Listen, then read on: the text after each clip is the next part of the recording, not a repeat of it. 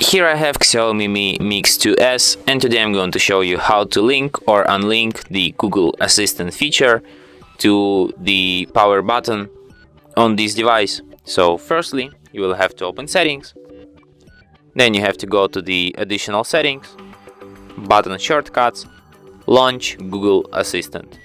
And here you have a lot of methods how you can launch this. For example, you can power plus home, power plus menu, power plus back. Like you can just you can't use it only with power button, but you can select if you want to use it with power plus home, power plus menu, power plus back.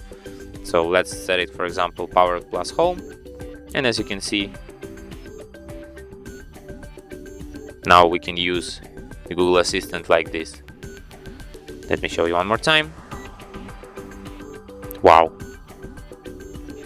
And in the same way, you can just disable this feature or set it on any other button.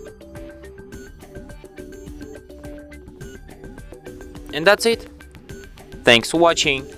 If you find this tutorial useful, don't forget to hit that like button and subscribe to our channel.